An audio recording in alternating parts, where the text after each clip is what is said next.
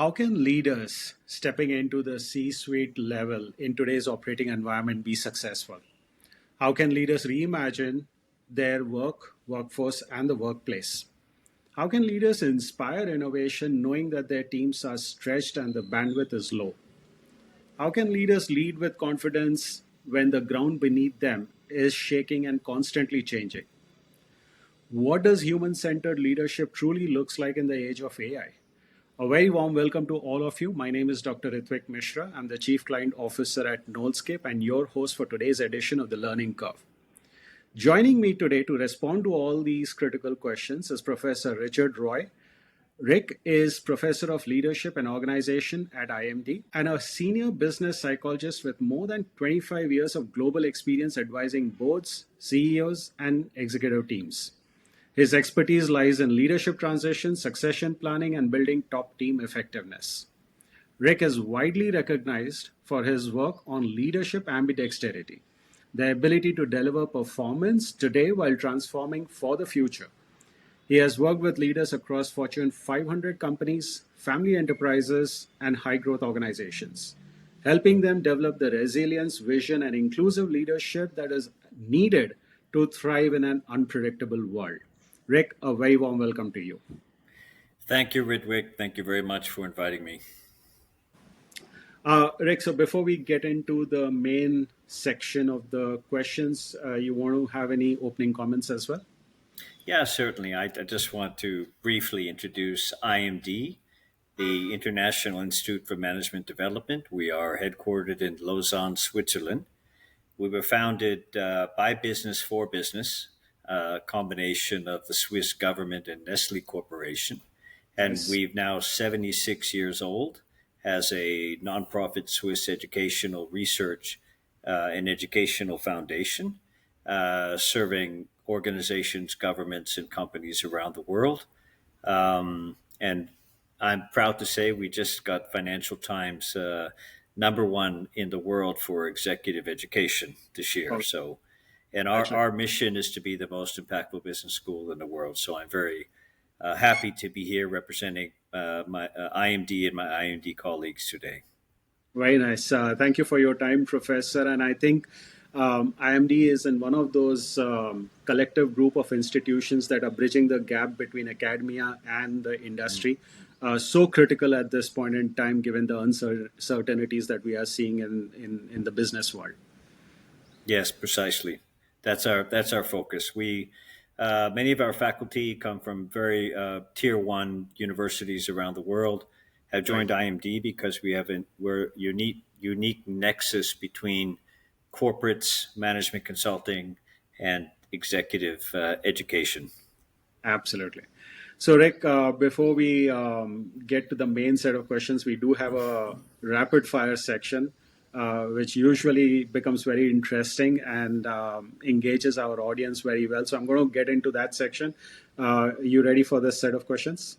Sure. All Let's right. go. One word that defines a future ready leader. Ambidexterity. Very nice. Very nice. When I was reviewing these questions, I was thinking about growth mindset. It's so important for organizations and leaders to just keep that curiosity going and learning. The biggest mistake leaders make when stepping into the C-suite. One word, or they misunderstand the politics and complexity of the role demands. Yes, yes. They underestimate that the need to navigate the organizational politics, quote unquote. And I think, Rick, one of the other things is also coming into that level with a know-it-all attitude. I think it's so important for leaders at that level to stay humble and vulnerable in order to absorb the learning. Your go-to practice for resilience under pressure. The pause principle. Okay. Do you want to elaborate on that for our Yeah, listeners? sure. So in my training, my personal training, and in the programs I run on emotionally intelligent leaders, we teach this concept called the pause principle. Right. where you have enough situational self awareness that you can begin to monitor your states when you're getting far from equilibrium. And you have a way to bring yourself back to equilibrium in real time with the dynamics in the room, with an audience, with a board of directors, and so forth. So there's a practice of bringing yourself back to a calm, grounded center and retaking your personal power in that situation. We call the Right. pause principle. Very nice. I'm going to equate that broadly to meditation, maybe, uh, focusing on your breath and just calming yourself down, centering yourself, and then thinking about how do you start to look at the next steps. Rick, if you weren't teaching and advising leaders, what might you be doing instead? Oh, goodness. I've got a big, loud, noisy family, which I grew up in, and I still have one, and I absolutely love it. I find a lot of peace in the storm in noisy families. I think your Indian audience can appreciate this. Oh Uh, yeah. Good. which is a French tradition. But it's a little bit strange, but on one hand, I love super bikes, and I like the speed and the peace I find in the speed of motorbikes. But at the same time, I like meditation very much. So these are the two things I would spend my time on, maybe two extremes. So I can definitely imagine you meditating, but very hard to imagine you on a speed bike with the leather gear and everything. Yeah, yeah.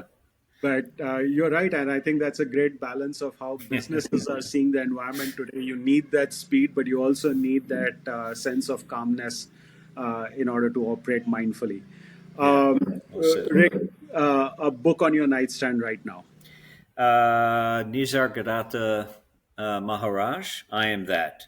He's the Nice. he's the leader of Advaita Vedanta.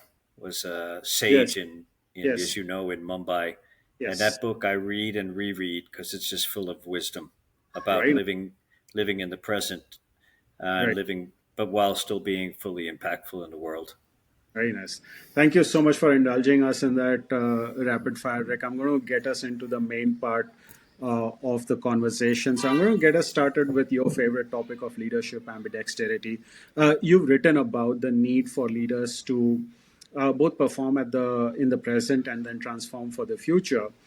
How can aspiring leaders build this capability? Yep, Ritwik, a super important question because our research, and this is work I've done with Professor Mishak Piskorsky, who joined us from Harvard about 12 years ago. He and I together have built the leadership ambidexterity performance model for IMD. We Hmm. built it out with 20 international companies to start to prove out the model. We now have 185 companies have deployed the model for their top 200 leaders, and it's holding up pretty well. And it's the idea that as you become more senior in the organization, you're Hmm. going to be facing two simultaneous transformations, not one. Hmm. So, in other words, as you become more senior and move towards the C suite, your core business, traditional business, Hmm. needs to be repositioned, transformed to stay relevant because nobody has a bulletproof core anymore. So that's Absolutely. going on one hand. Hmm. And on the other hand, you've got to create future readiness by innovating new business models, new products, services, new capabilities that help you win and differentiate. And these are going on at the same time. In the past, we had time to separate these two transformations, Hmm. but with budgets, with talent, with people, we don't anymore. It's being done by the Right. same management team, the same shared dynamic capabilities, the same resources and budgets, and it's going on at the same time.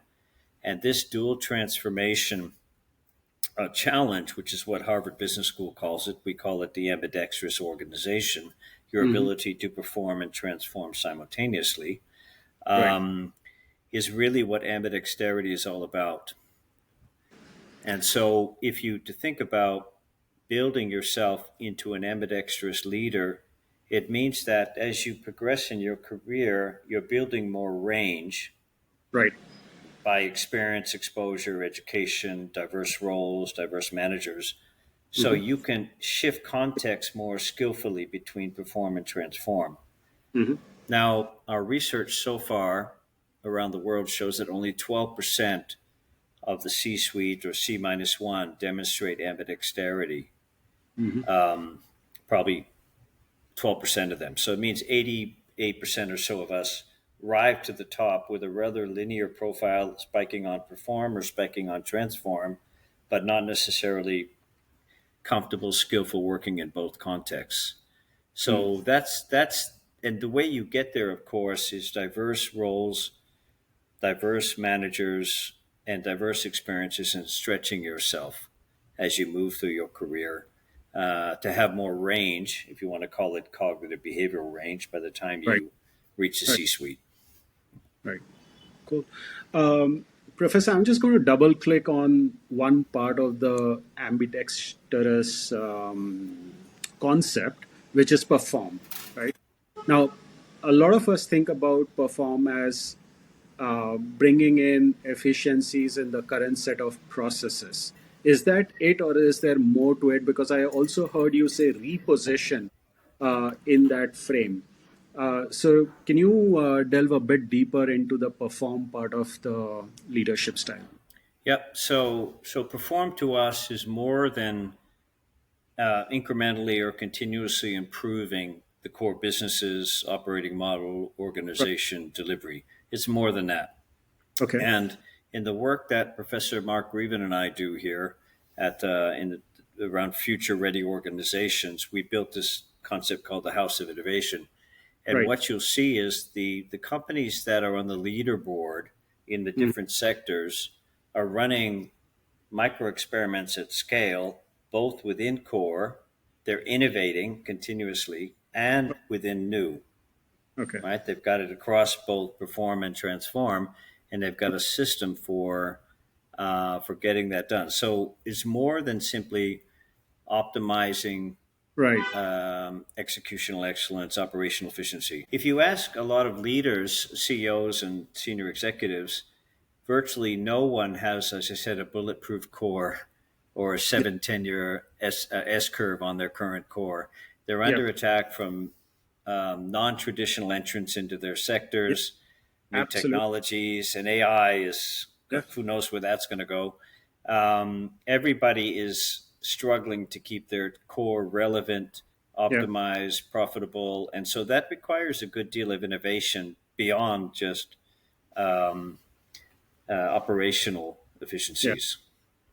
Absolutely. I mean, we've beaten to death the whole case study on Blockbuster and or Kodak and their inability to innovate. But I'm really glad that I asked that question because traditionally we just think about perform as just driving more efficiencies. Yeah.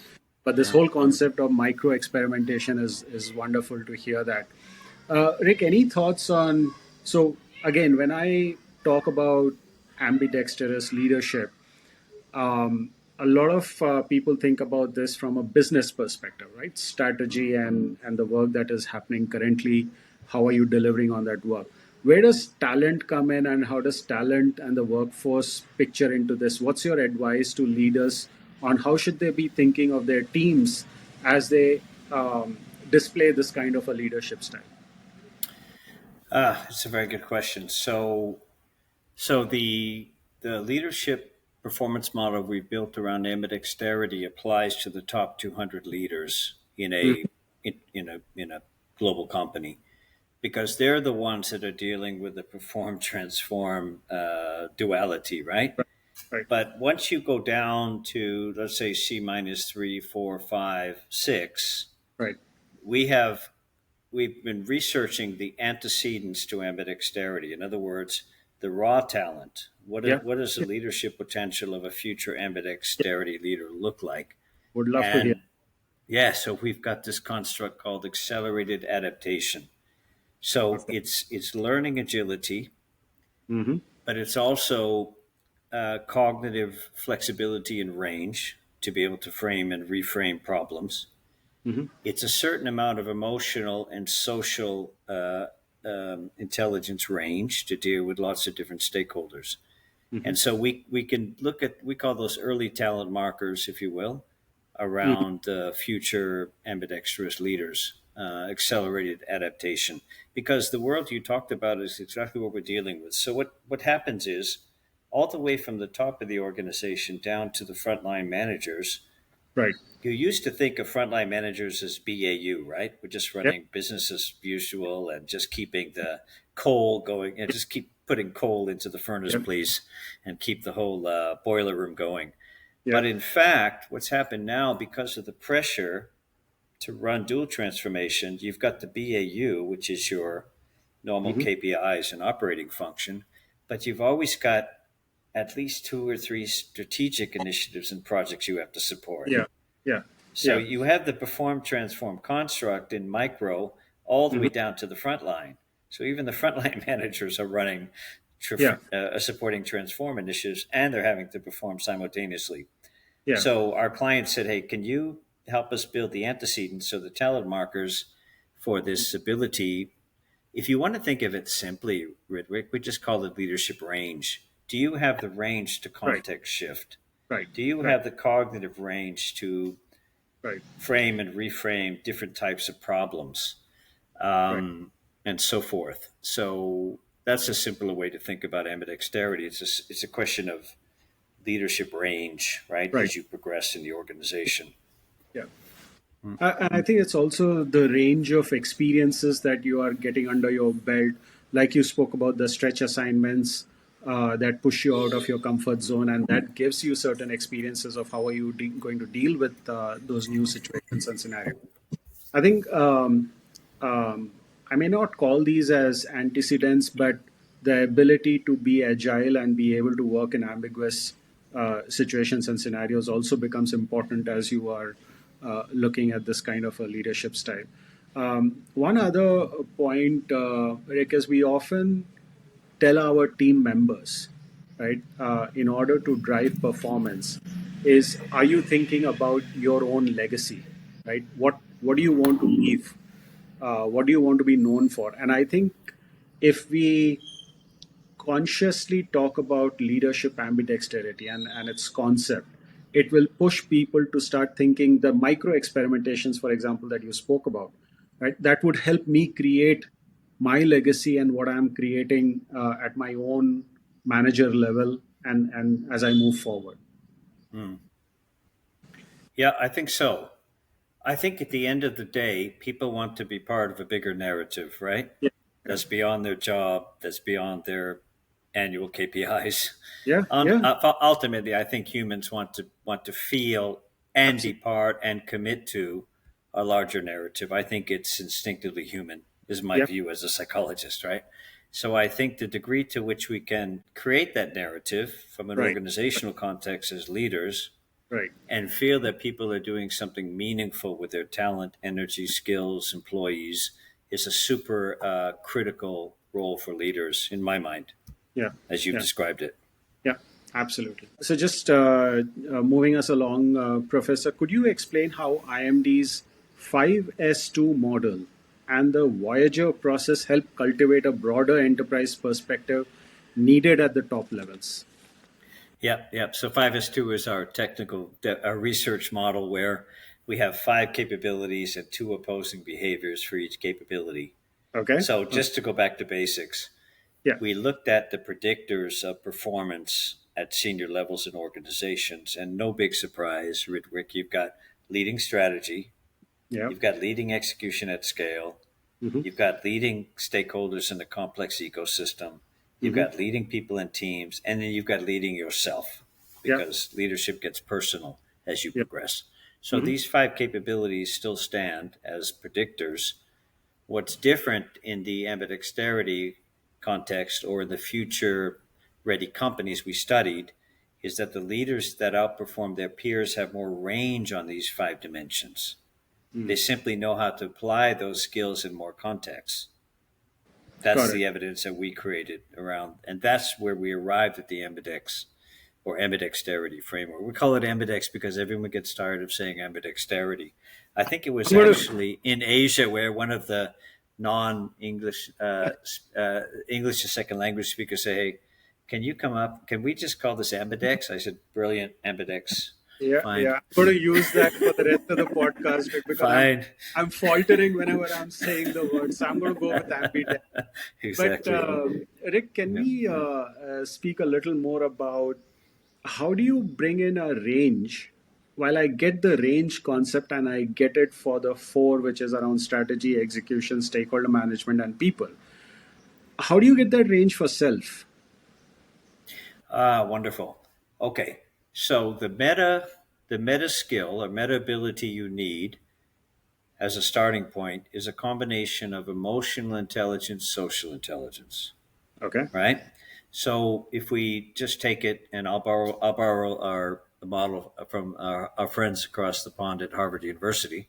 They've got they've got self leadership, which starts with emotional literacy, emotional self awareness, emotional self regulation across a whole different set of contexts, right? And Mhm. triggers.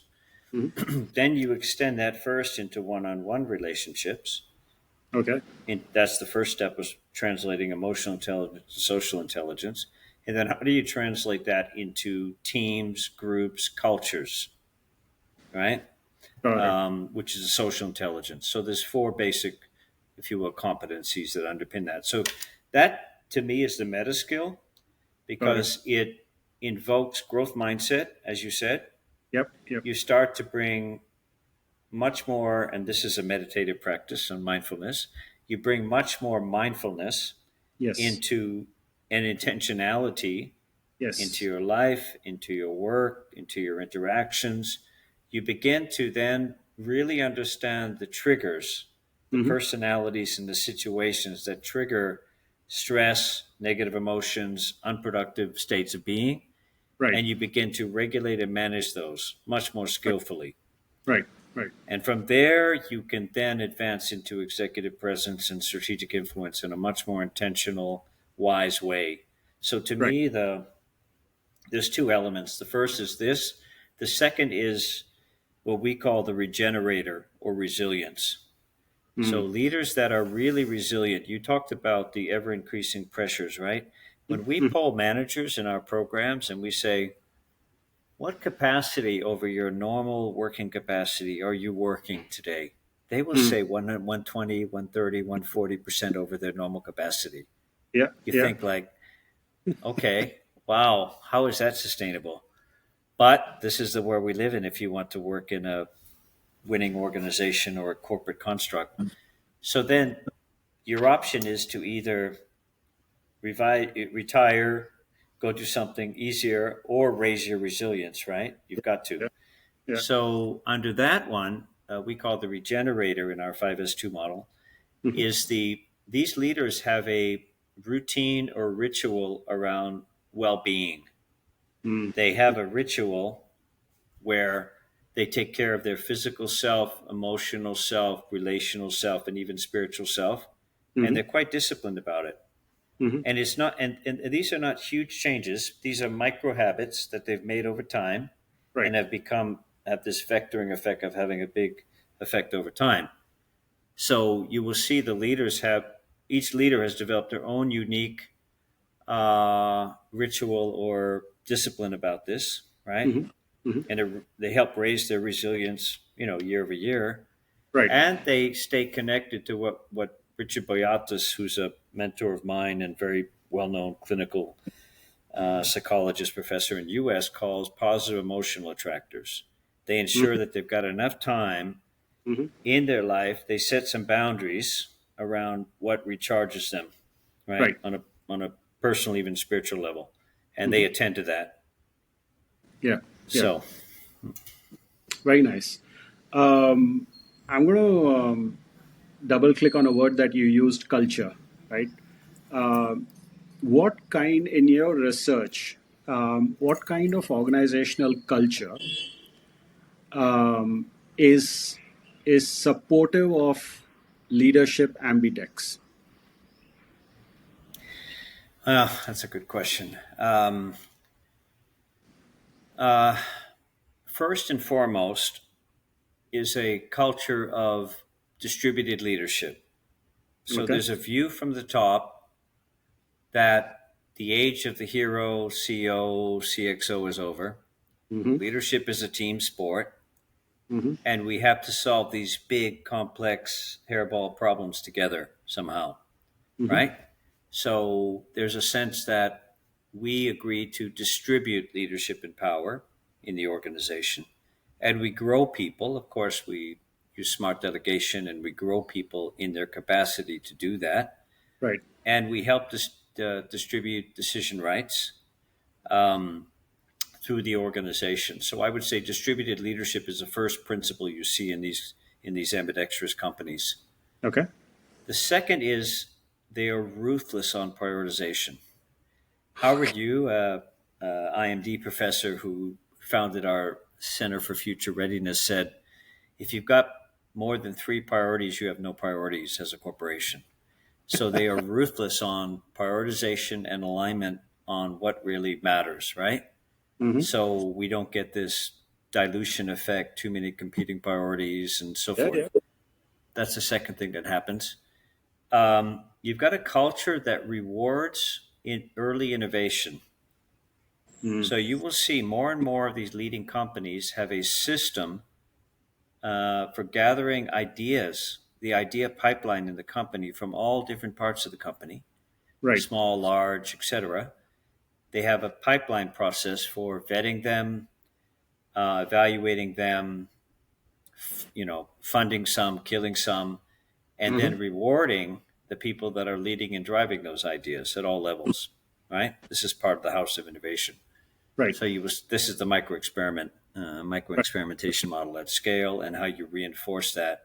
So that requires a company that's open to experimentation, Right. Right. because some experiments will fail, some will Absolutely. work. Yeah.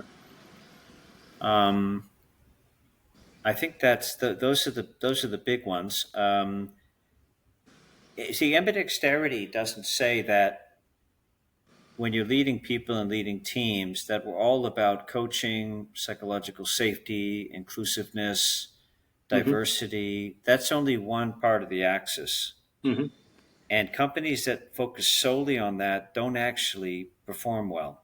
You True. also need the conductor or the performance management, Right. winning spirit, KPIs, Yep. accountability, structure, team composition. You need the hard side and the soft side simultaneously. So Absolutely. that's how ambidexterity on leading people and teams. But Yeah. you need both of those Mm-hmm. to have high performing culture, teams, people, right? Mm-hmm. Very nice. And I think tied to the rewards on early innovation is also how are you dealing with failure internally? I heard of an organization that has this concept of Fupan, which is a Chinese model where you are constantly reviewing both success and failures to see how do you improve on the next iteration. Yeah. And again, built into the culture fabric, right? Every review, every meeting on a weekly basis has that. And then you track on how many of these have been logged, what has changed, and how is that new process providing the right incentive and the right rewards. Yeah, that's a very good practice. All looking at also failures or experiments that didn't get pulled through and Yeah, why, I think is a very good practice. yeah, excellent. Professor, what are some practical steps that leaders can take to move from directive, centralized decision making to a more empowering, inclusive leadership? Something that you spoke about, like a distributed leadership model, Yeah. especially in today's operating environment where you have high pressure and the constantly changing and evolving scenarios. Okay. There's one that's on more of a strategic guidepost process. Hmm. Um, and maybe we can start with that one. Um, the second is about managing talent, frankly speaking. So if we start with the first one, at IMD, we're big fans of these nonlinear strategy design processes like future back, Hmm. three horizon planning, um, scenario planning, right? We teach these models here at the Institute. And to say that your point from point A to 5, 7 years from now is not going to be linear. Yeah, You need, absolutely. as you said, you need agility, you need to pivot, you need to be Right. monitoring the weak signals and adjusting and adapting as you go, right? So that's how we think about strategy design. And Hmm. we do like the three horizon process around where to play, how to win, Hmm. horizon 1, 2, and 3. So we teach that here as well. Hmm. Um, um, on the team talent management side of this, our view is that managers, when they're moving into a new role or larger role, the very first thing they should do is, in addition to really clarifying their strategic mandate, where they fit in the value chain and where they're contributing to both delivering value today and creating value tomorrow. A lot of managers don't think about that, but Right. it's an important narrative for you to develop as a manager if you want to influence Right. up and in the organization. What is your strategic mandate? And Hmm. related to that is the team composition. I'm Hmm. really surprised at how many managers in the programs I teach never stop to look seriously at team composition when they take over a new team. Hmm. They just sort of hit the ground running, right? Yeah. And and assume that the manager before them had taken care of all those things. Right. Not usually. So we take a step back. Who have Mm. you got on the team? Have you got reasonable range or ambidexterity in the team to Mm. get what you need done? Hmm. Are the role position specifications, role demands up to date?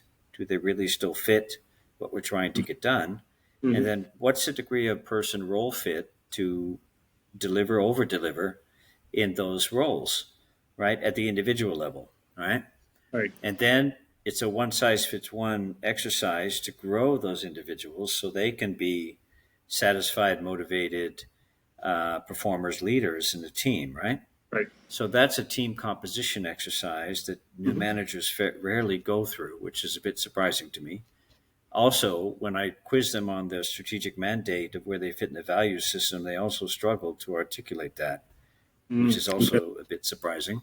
Um, and then from there, you can then move into building a high performing team, right?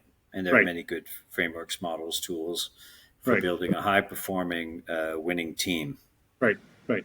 Sort of the sequence I think about it. I think about it this way. You know. Okay. Cool. Um, you spoke in length on team composition and the fact that you start to then develop a high performing team, and there are several models. One model that comes to my mind, would be really interested in hearing your thoughts on how that model overlaps with your leadership ambidex model, is the strengths based leadership.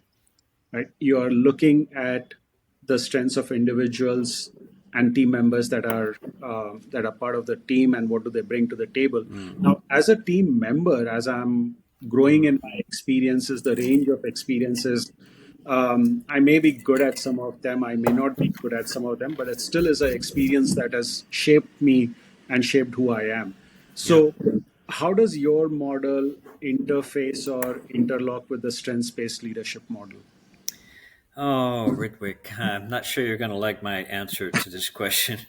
So we're very familiar with the strengths-based model. Right. It's a very well researched and well founded model. Um, um, I hear a but coming. yes, I don't want to give you a butt sandwich in this conversation, but in my experience, I think, and my colleagues, it's extremely useful in the early career up through functional leadership Okay, to great. build on your strengths, build your confidence, sharpen your tool set Right, right, as you progress. As you move from functional leader to C-suite, right. the strengths, playing to strengths in our experience is not sufficient. You've Hmm. also got to bring some of your gaps or weaknesses at least into proficiency so they Hmm. don't hold you back or derail you, Yeah, yeah, right? So, yeah. for example, just give you a simple example.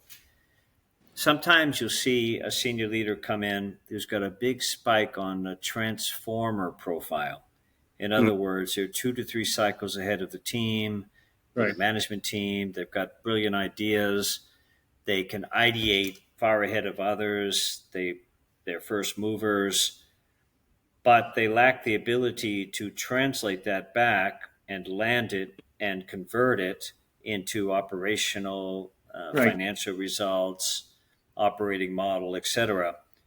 And they get marginalized because they lack that range to ideate, then translate Right. back to the business, right? Or the other way around. They're very Yeah. operational, Mm-hmm. but the situation calls actually for a breakthrough, and Mm-hmm. they have a hard time to ideate, think conceptually. Right. Right. So that to us is a gap in their range Mm. that they will have to somehow fill as they become more senior, because they've got to be able to do both as they become more senior. So to me, it's a maturity and development question. The strengths build confidence, build confidence in performance, capabilities, competencies when you're younger as a leader. But once you're above functional, moving towards C-suite, now you've also got to shore up some of your gaps, right? Right. Right. So that's how we look at it. Yeah. Um, I hope that's helpful. Not Yeah. not too not too critical on the strength based No, model. no, not at all. And I think it makes sense, right? When you get up to that level, you need that entire range of experiences to come into play, and you can't, like you're saying, you can't just be spiking in one area and just leave the rest. I don't even think that you would reach that level if you haven't focused on bringing some of those elements, key elements, up to a basic proficiency level. Yeah, that's our view exactly, Yeah. Ritwik, as you've articulated it. Yeah. Professor, in your recent work, you explored what it takes for traditional CFOs to step into the CEO role. Mm-hmm. What key gaps should CFOs and even maybe CHROs, if you could expand that to include them, need to close to lead effectively at the top? Yeah, that's a recent piece we published, right, on CFO to CEO Right. succession. So I've had the privilege now of working on with 35 companies on their group CEO transitions as the advisor. And 20 years ago or so, when I first started the work, the go-to position for the internal successor to CEO was the CFO. 20 Interesting. years ago. Okay. And it Okay. was somewhere around 80% of the internal transitions went from CFO to CEO. It just made sense in those days, right? Mhm. Because they've got a view across all the financials. They Right. probably have the most exposure to the investment community, board, and other external stakeholders next to the CEO, True. and they understood the business end to end, right? Mhm. Which is fair. Um, and the CFO challenge is that a number of the CFOs or senior finance people that come through IMD have spent their career in the finance function. Mm.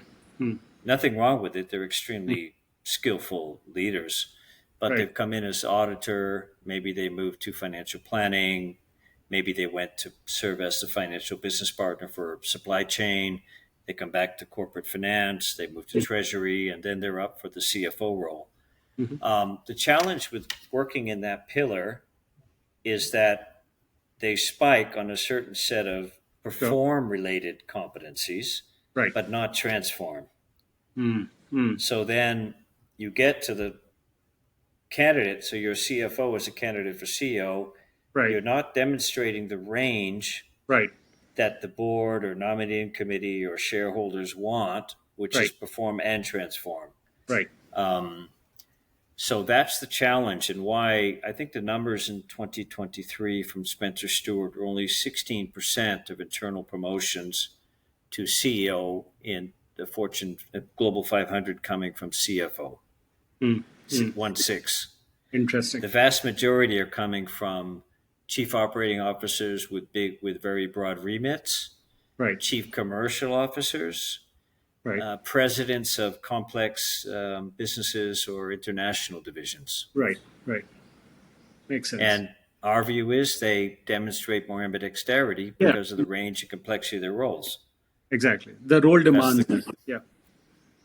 So, but again, CFO is a extremely important role, normally number two to the CEO. Hmm. But we always encourage the finance professionals to take non-traditional roles or moves during their career to help ensure they've got range by the time they become a CFO, CEO candidate. Yeah. Yeah. So, Professor, then is it right to say that if you have reached a certain C suite level and you are spiking on, say, either transform or perform, you cannot be developed to be able to become good at the second part, right? Because Disagree. is it too late? I mean, is Is it it too too late? late? Yeah, I know where you're going with this question. So there is a theory floating around in academics and business psychologists that after 45, there's no point in trying to change anything. But I'm not sure I buy into this concept, right? Because I believe some people are lifelong learners. They demonstrate growth mindset if they're intentional about it, well beyond 45. But the challenge, Ritwik, is that people perceive that the switching costs Hmm. as a senior leader in an organization to go and do something very different is too high. The switching costs and impact to their career progression is too high to take the risk. Hmm. Yeah, That's the yeah, perception, right? yeah, absolutely. But there's growing evidence that that's not really the case. Okay. You see a lot of biographies of very successful leaders, like in all walks of life, elite athletes, business, have taken very bold moves out of their domains to progress and be more effective when they reach their terminal position. So, but you're Mm. right. The longer you wait Yeah, in your profession, the more the perceptions, both from the company and from individual, the switching costs become higher. right, right, I think it's true. Yes. right. What's your advice? I'm sure. I think you gave some number earlier which showed that only 88% of us spike in one of the two, perform or transform. What would your advice be to senior leaders who are spiking in only one area? What should they do?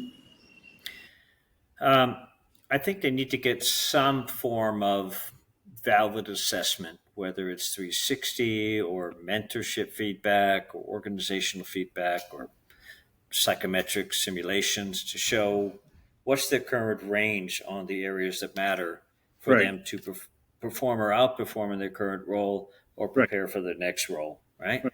I think that's a starting point. You somehow have to get a baseline assessment on what you have and what you need based on where you want to go. Hmm. Once you have that, then you've got to formulate a individual development or experience plan to help close the gaps, Hmm. right? In the areas that you need to close the gaps. That can be done within current role with additional projects, committees, assignments. It can be done in lateral moves to non-conventional departments or roles or responsibilities. Right. And I think a mentor, a senior mentor, helps a lot. Yeah, yeah, Yeah, most people that make it to the C-suite or CEO have at least one sponsor in the organization. yeah, absolutely. If we're honest about how you make it to the top of an organization, you Yeah, need a sponsor that will speak for you behind closed doors and why you've demonstrated executive potential, all right, to take on completely agree. senior roles. Yeah, completely agree with you, Rick. You know, your capabilities and your proficiencies and your projects and your deliverables will take you so far, but you need that one sponsorship in the organization to push you into the ranks. Yep, and we say there's a you that you know, Ritwik, and there's a you that we know. And this is about perception mastery, perception management Yeah, in the organization. You can deliver all day long, but if you're right, under the radar right, or you've got a role biography that has pegged you as an operational, not strategic leader, right. you will stall in Yeah, your career. yeah, absolutely. And I like the term individual experience plan. Typically, it's always focused on development, but I think that's equally important. And I think any manager or individual listening into this should start thinking about creating an individual experience plan that Mm. positions them for their dream role or for the future role that they are aspiring for. Yep. Rick, what advice would you offer leaders grappling with the imposter syndrome or Uh, self doubt, especially when they are stepping into an unfamiliar senior role that requires transformational leadership? there's a well-known sociologist and professor at Harvard, Amy Scuddy, and she has a Hmm. very good TED talk and a book on this. And her view is, don't fake it till you make it, fake it till you become it. Hmm. And I like this. I like this idea, which is like, get out of your comfort zone, start practicing the behaviors, the communication styles, showing up in the way you want to be, Right, and you will begin to master it over time, even though it's incredibly uncomfortable in the early days. So, uh, this is also a derailer in new C suite leaders that come in with a bit of imposter syndrome. They simply try too hard to prove themselves. true, true, And it signals to the shareholder, to the board, to the CEO, this is a junior leader, right, right, not really mature executive. You have to be careful with this one. right, right. Um, and so for us, at least at IMD, and maybe it's a European sentiment, we don't like arrogance, overconfidence. We also don't like massive humility, if I'm honest, understatedness. We Mm-hmm. like a sense of quiet self assurance. Mm-hmm. You carry yourself with a quiet self assurance in all the different Right, contexts you work in, and you're confident in right, what you know, what you don't know, right. and you bring that presence to all your interactions. So I think ultimately, I think a leader has to get to that point.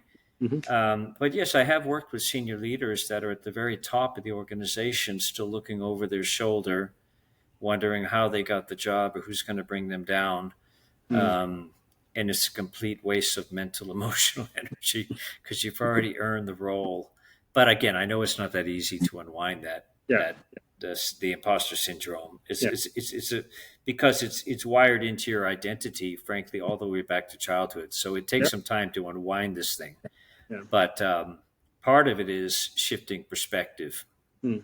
on yourself and how you got there and what you're there to do. Yeah, yeah. Uh, That's a good question. and I think, Rick, I don't know what your point would be on this, but is there a play of the national culture also here?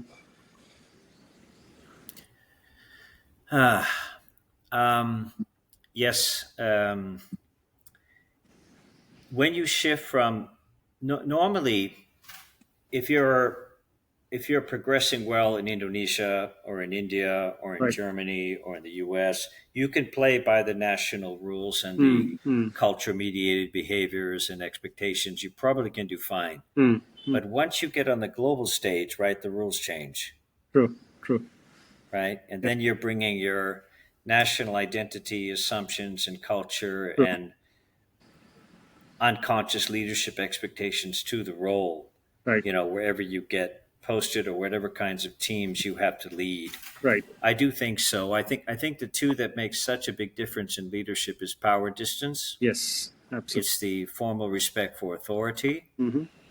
um, and that varies dramatically from country to country or True. nationality to nationality. And I think social context and social density. Mm-hmm. So countries that have high social density, like social context, such as India, Mm-hmm. Southeast Asia, some parts of the Middle East, they have a different way of interacting with people Right, right. than those that have high social distance, right? Yeah, I think those two axes, depending on which model you use, there's yeah, different axes you have to deal with. yeah. But those two to me stand out as something you have to pay attention to when you move from a national role to a Global. international role. Yeah. Very nice. Great thoughts there, Professor. I'm going to get us into the last couple of questions for the podcast. How can organizations make non-linear career paths visible and valued so that emerging leaders see them as legitimate pathways for advancement?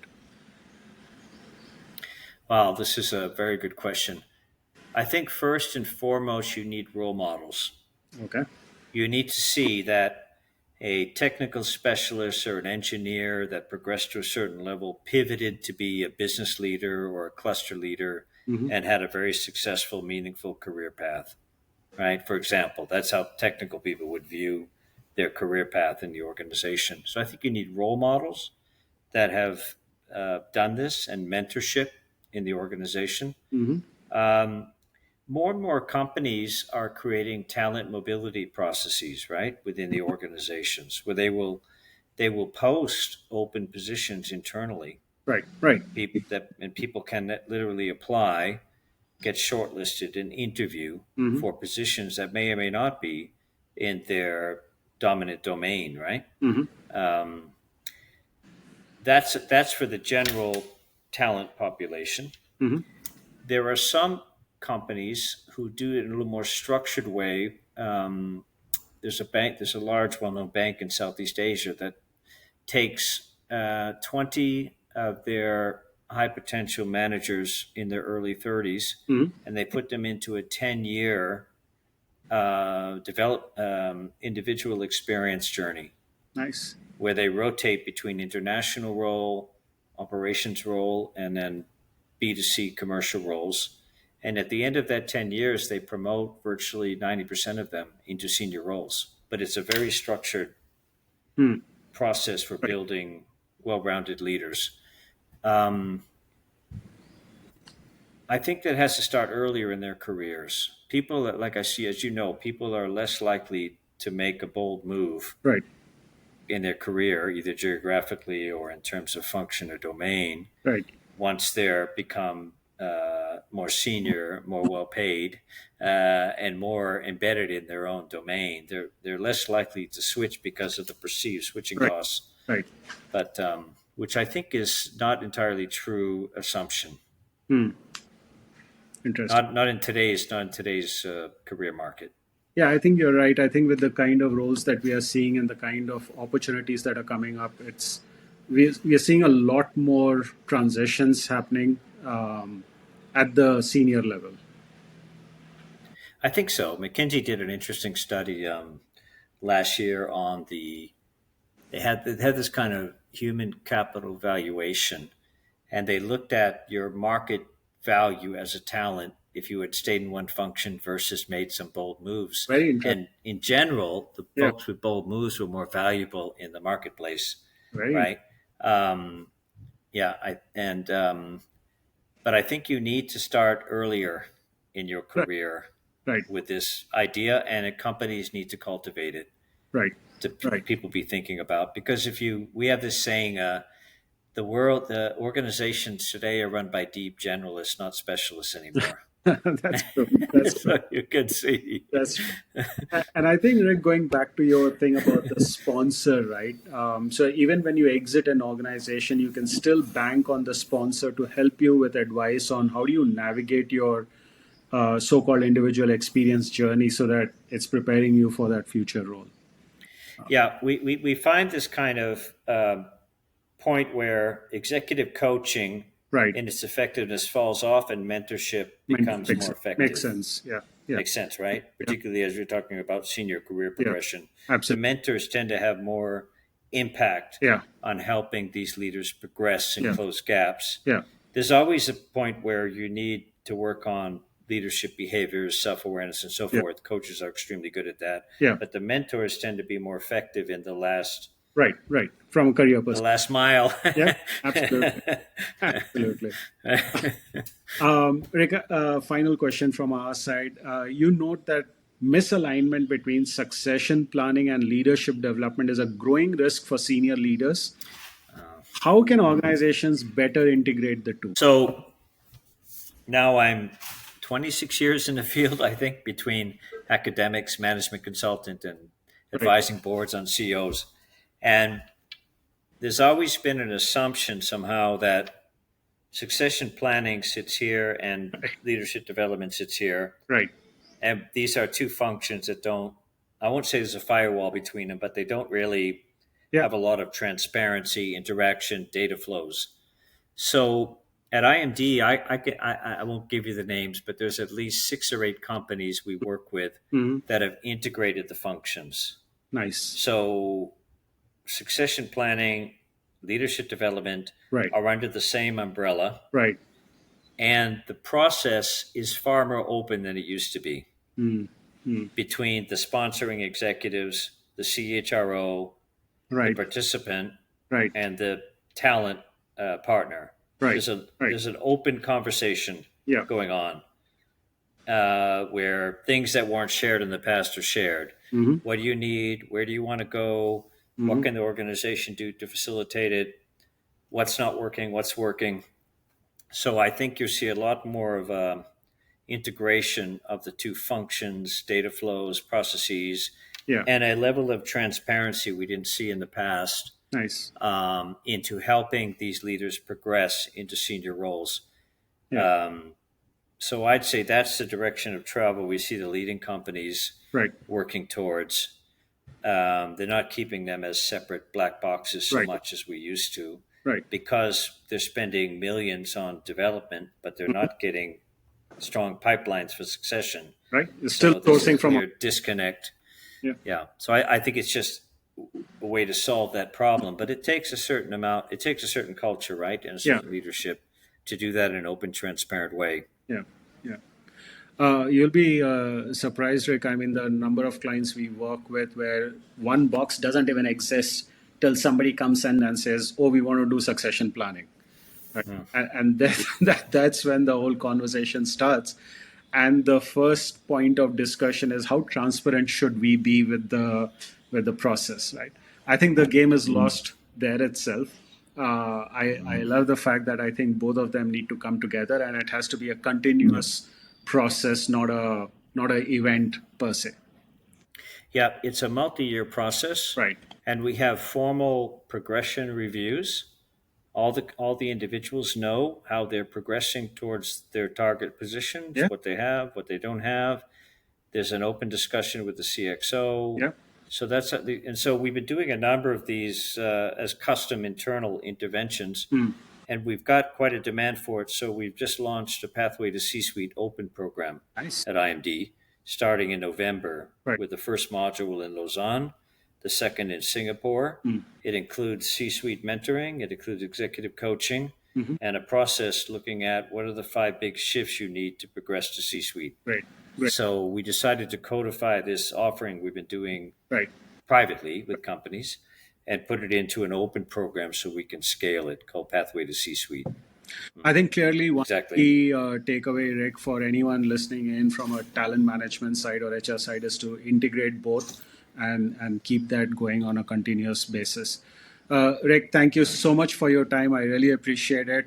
And I'm sure our listeners also appreciate the insights that you have brought in your conversations. And we can continue this conversation forever, but I think we'll call it. I got the same sense we could go on for a few more hours, Ritwik. I really appreciate the conversation. Thank you so much. Thank you so much for your All right. time, and thanks for spending time with us.